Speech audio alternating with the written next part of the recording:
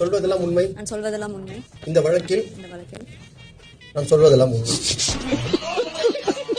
மக்களை இன்னைக்கான கோர்ட் டாஸ்க்ல கானா வினோத் அவர் டவாலியா இருக்காரு. இந்த மனுஷனுக்கு எந்த ரோலை கொடுத்தாலையும் எதிரியா இருந்தாலும் இவர் கொடுக்குற டைமிங் கவுண்டர்ல எதிரியா இருந்தாலே சிரிச்சிருவாங்க. ஆதிரை அந்த கோர்ட்ல நிக்கிறாங்க. தவாலியா இவர் போயிட்டு நான் சொல்வதெல்லாம் உண்மை, இந்த வழக்கில் நான் சொல்வதெல்லாம் உண்மை அப்படின்னு சொல்லுவாரா. அதுல ஆதிரியா இருக்கட்டும், ஒட்டுமொத்த ஹவுஸ்மெண்டா இருக்கட்டும் பயங்கரமா சிரிப்பாங்க. அடுத்த ஒரு வீடியோல பாருங்க. வானதி மேடம் அவர்களும் ஜஸ்டிஸ் பூபதி சார் அவர்களும் இந்த வழக்குக்கு நீதி வழங்குவார்.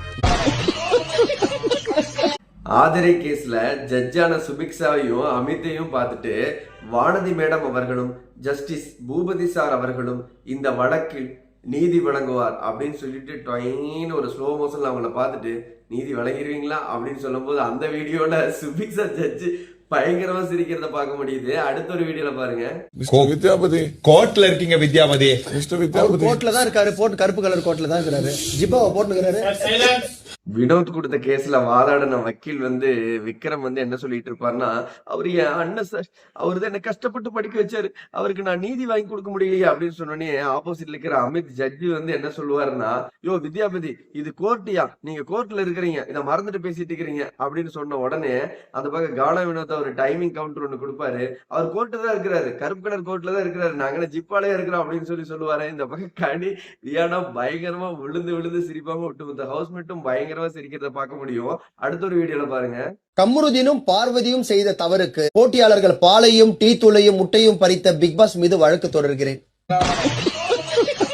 கோர்ட் டாஸ்க்ல உள்ள இருக்கிற கண்டஸ்டன்ட்க்கு மேல கேஸ கொடுங்கடா அப்படின்னா நம்மால் என்ன பண்றாருன்னா, சரியான நக்கல்யா உனக்கு அப்படிங்கிற மாதிரி போயிட்டு கமருதீனும் விஜய் பார்வதியும் மைக்கு போடாம விட்டதுக்காக ஒட்டுமொத்த ஹவுஸ்மேட்டோட டீயும் பாலும் முட்டையும் எடுத்துக்கிட்ட பிக் பாஸ் மேலே கேச போடுற அப்படின்னு சொல்லுவாரு.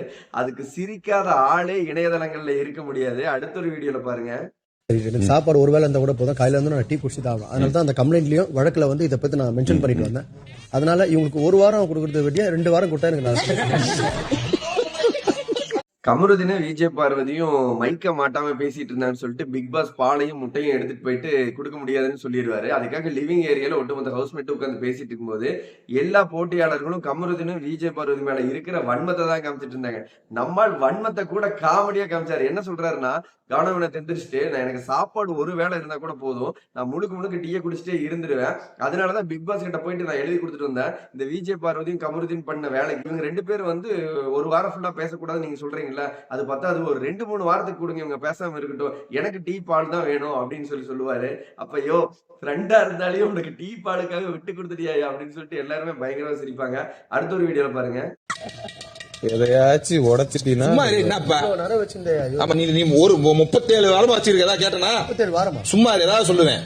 வாயில வந்ததுலாம் பேசிக்கிறேன். அதனால கானா வினோத் டோலக் மாதிரி ஒண்ணு வச்சு பிக் பாஸ் வீட்ல தட்டிக்கிட்டே பாட்டு பாடிட்டு இருப்பாருல, அதை சபரி எடுத்து தட்டிட்டு இருப்பாரு. குடுறான்னு வினோதர் சொல்லும்போது சபரி சொல்லுவாரு, 37 வாரம் அந்த வீட்டுக்குள்ள நீ வச்சிட்டு இருந்தியா, நான் ஏதாவது கேட்டனா, தட்டிட்டு இருக்கும்போது சும்மா கேப்பியா அப்படின்னு சொல்லும்போது 37 வாரமா எதையாவது ஒண்ணு சொல்லிட்டு இந்த வீட்டுக்குள்ள சுத்திட்டு இருக்கிறாயா, இவனுக்கு ஒரு சீட் எடுத்து பாருங்க அப்படின்னு சொல்லுவாங்க.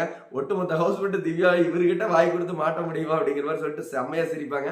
அடுத்த ஒரு வீடியோல பாருங்க. சொல்லுங்க வினோதனா சார், நான்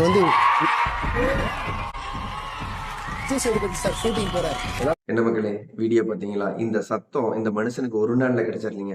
பிக் பாஸ் சீசன் 9 ஆரம்பிச்ச முதல் நாள்ல இருந்து இப்ப வரைக்கும் இந்த மனுஷன் டைமிங், காமெடி, என்டர்டைன்மெண்ட் எவ்வளவு உழைச்சிருந்தா இத்தனை சத்தங்களை சம்பாதிச்சிருப்பாரு, இவ்வளவு ஓட்டுகளை சம்பாதிச்சிருப்பாரு. இந்த செகண்ட் வீடியோக்கு லைக் பண்ணிட்டு கமெண்ட்ல சொல்லுங்க. நான் தெரிஞ்சுக்கிறேன். பிக் பாஸ் பத்தின லைவ் அப்டேட்ல அடுத்தடுத்த வீடியோல சந்திக்கலாம். பாய் மக்களே.